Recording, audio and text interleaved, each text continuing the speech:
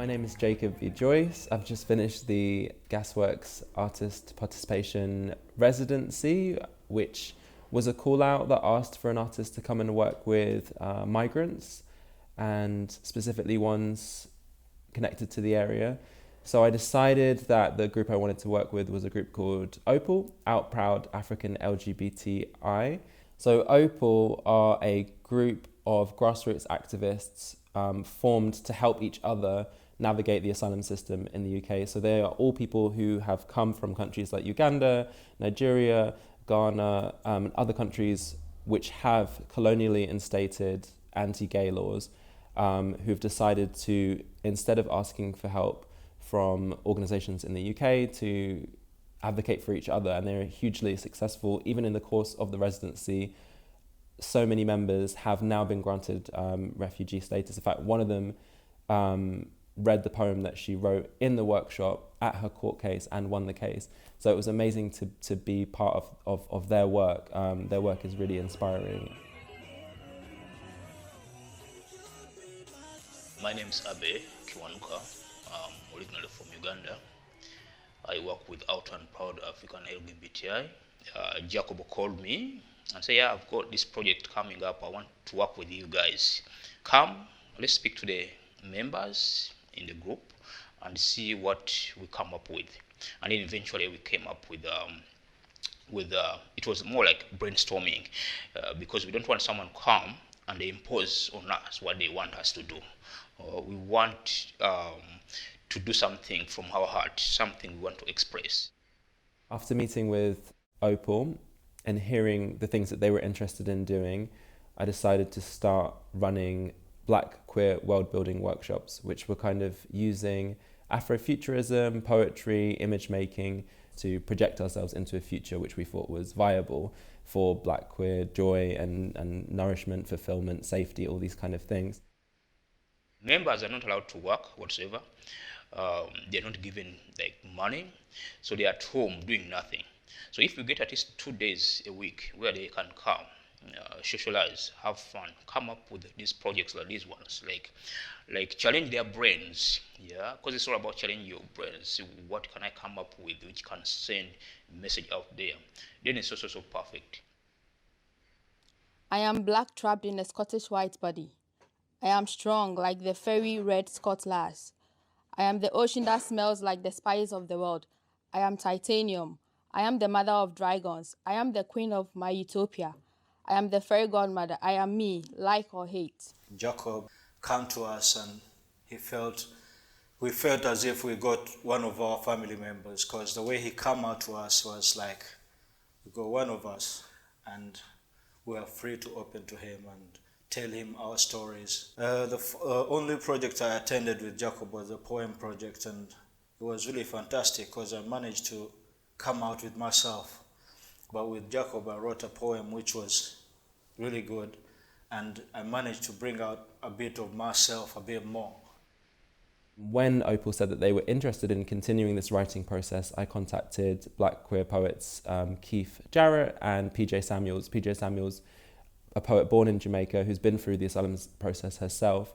And through the course of the rest of the residency, I worked with Keith and PJ, bringing them in to lead workshops on different techniques, different writing techniques, which culminated in a book called We Exist, which features poetry and images from LGBT people in Trinidad and from members of OPAL.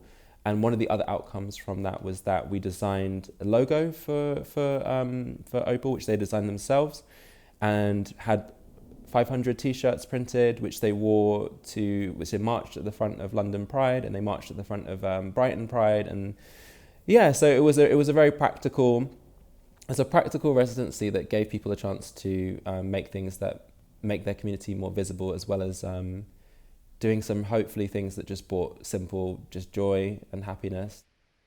See, I'm wearing the Out and Proud t-shirt. It says We Exist, and this is the map of Africa. It has some pictures of some people from Africa, and one is David Kato from Uganda, who was murdered because he was gay, because of who he was, and he was killed. So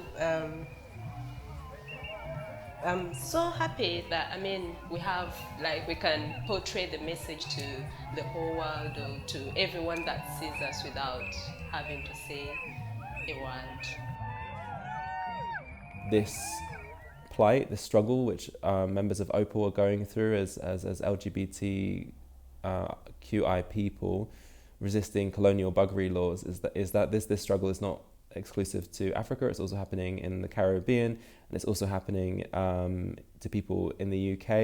And I wanted to question what it means for me as somebody of Trinidadian parentage to be making work about these themes without really understanding what it means in terms of my own family. So I decided to contact LGBT charities and organizations that have been key in the changing of the law, the buggery law, recently last year in Trinidad, and went out to Trinidad and ran workshops with Silver Linings TNT and IM1 TNT, which are two LGBT charities in Trinidad, and did the same workshops out there.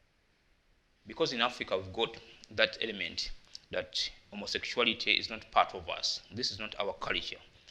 This is something which was like kind of imported by the West. Yeah. But for us, we are saying, no. We exist. We existed before even these guys came to colonize us. We were here. Yeah. So we want to push it in our community that, yeah, we exist. Stop saying that this is not part of you. I am Andrea Franke. I'm half of Future of the Left. With Ross Jardine, we've been appointed to develop Gasworks' evaluation framework for their participatory residency. As an artist, I mostly work in social practice, so I work with people, and a lot of my projects have been evaluated before.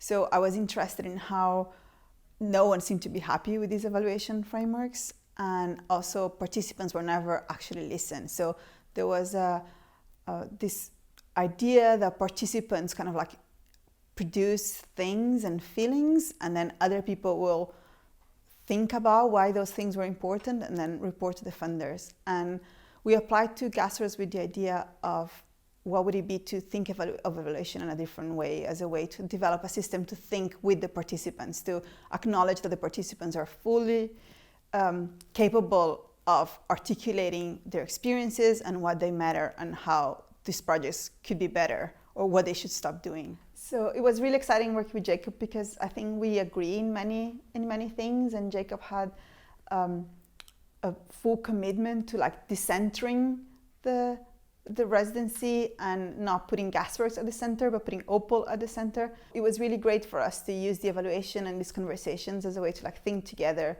of the project and come up with like different ways to receive these inputs. And a lot of them fail and then try again and try to find different ways to work with OPAL and Jacob. The most successful part of our evaluation were the evaluation board meetings.